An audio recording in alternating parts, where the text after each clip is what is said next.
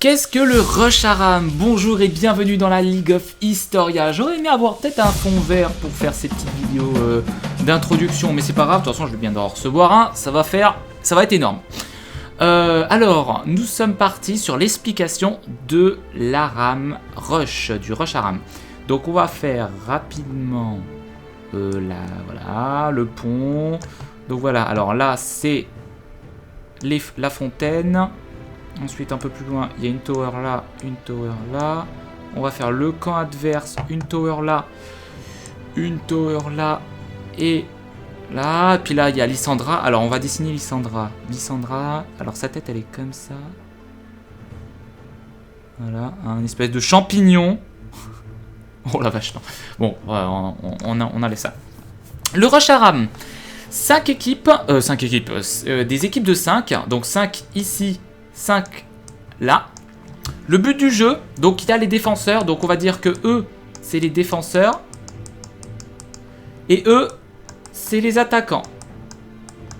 Tac, voilà. Eux, c'est les attaquants. Les défenseurs, donc je vais déjà commencer par les attaquants.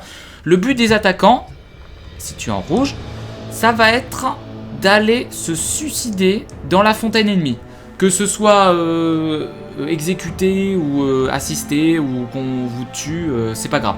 Le but du jeu, c'est vraiment que la fontaine qui est là vous tue, vous touche et vous tue. Donc, tac, ici aussi. Voilà.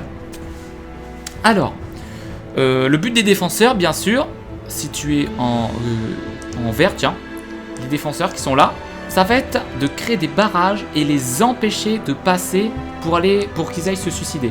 Donc c'est vraiment les empêcher, par exemple tous les slows et tout ça, les towers feront le reste. Donc il faut vraiment les empêcher de passer.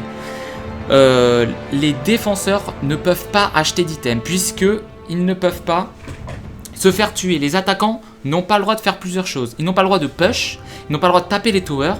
Donc c'est vraiment, il faut qu'ils passent. Ils n'ont pas le droit de taper les attaquants, sauf pour les slows, mais ils n'ont pas le droit de les tuer, sinon ils ont un malus. Ainsi donc, quand ils seront tués, ils pourront racheter les items. En revanche, pour les défenseurs, comme ils ne pourront pas être tués, ils ne pourront pas acheter d'items. Mis à part s'ils se suicident, ils ont le droit de se suicider. Mais attention, s'ils se suicident, ça veut dire que pendant un laps de temps, un court instant, ils ne seront que 4 défenseurs. Donc les attaquants pourront en profiter pour renouveler une attaque. Et là, quand on n'est plus que 4, c'est très très dangereux. Le but du jeu, donc, c'est de se suicider le plus de fois possible en 15 minutes. En 15 minutes, il faut qu'il... pardon, c'était du noir. Il faut qu'il se suicide le plus possible. Moi, je vous donne un conseil, faites-le tous ensemble en team. Si vous y allez au compte-gouttes, on va vous arrêter et du coup, vous allez mourir avec les towers. Donc, allez-y tous en même temps, comme ça, il va y avoir des diversions. Et les autres pourront y aller pour se suicider. Donc, en 15 minutes. 15 minutes, c'est court, hein, faites attention.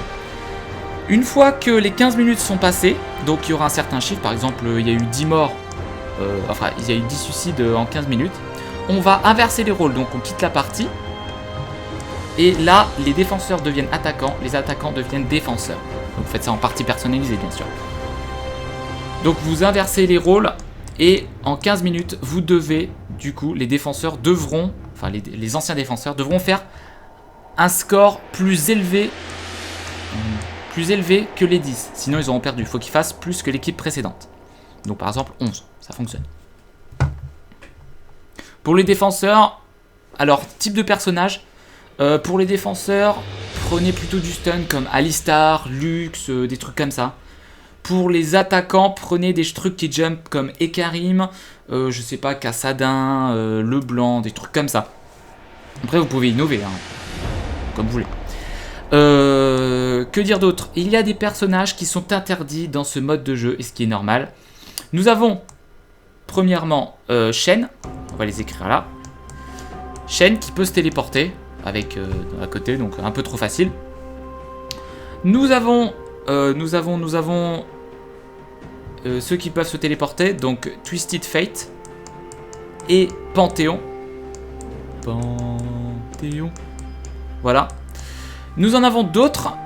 Il y a Nocturne qui peut aller très très vite et on peut pas l'empêcher de passer. Et Sion pour finir.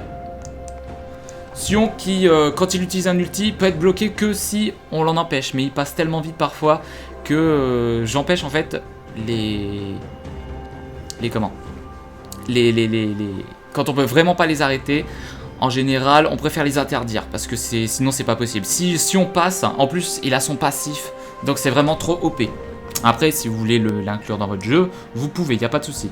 Mais sur nos tournois, on empêchera Sion de jouer. Mais ne vous inquiétez pas, Sion pourra jouer à d'autres mini-jeux. Voilà pour la Ram Rush, je crois que j'ai rien oublié.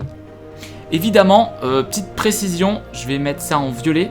Ici, c'est la ligne de démarcation. Ça veut dire que les défenseurs ne pourront pas dépasser cette ligne et aller taper évidemment les défenseurs. Ils devront rester sur cette ligne.